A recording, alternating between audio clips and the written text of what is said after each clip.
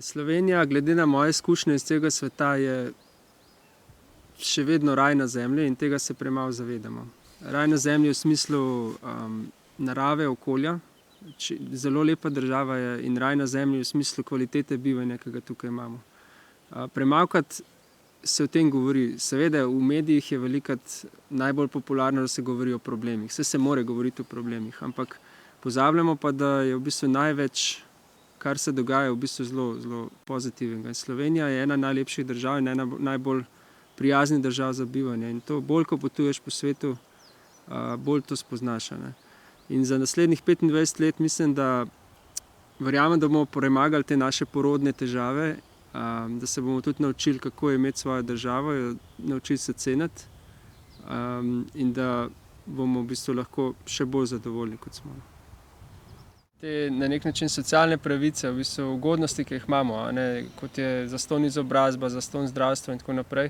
Velikokrat srečaš ljudi iz držav, ki jih imamo mi za bolj razvite, ki pa v bistvu so zadolženi do konca življenja zaradi svojega študija, na primer. In mogoče bojijo se celo življenje, ali bojo imeli kakšno nesrečo mogoče in si ne bojo mogli privoščiti stroškov zdravljenja in so v bistvu veliko bolj pod stresom kot Slovenci. Tako da Slovenci smo ohranili neko precej visoko kvaliteto bivanja. Ni vse samo v BDP-ju, v prihodkih in tako naprej.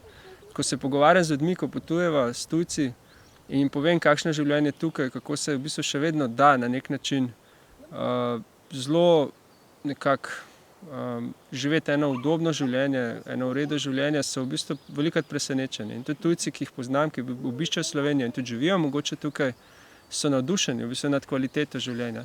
Ker Slovenija mogoče se je spremenila tudi v tem smislu, da je postala bolj tekmovalna in potrošniška, ampak cel svet se je v istem času spremenil in mogoče še bolj kakšne druge države.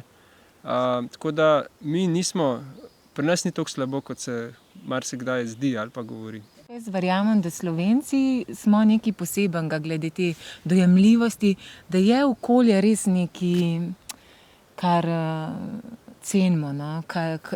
Da nam predstavlja res vrednoto. Tako. Ni take velike razslojenosti, to je neverjetno, kaj to prinese celemu narodu.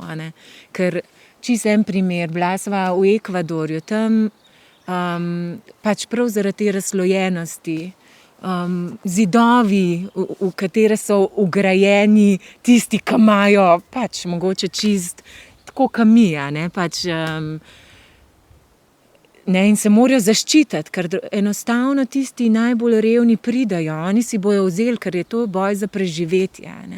In v takem okolju, kjer je taka razslojenost, okolje ni nič več vredno, ker če človek mora preživeti, bo posekal še zadnje drevo.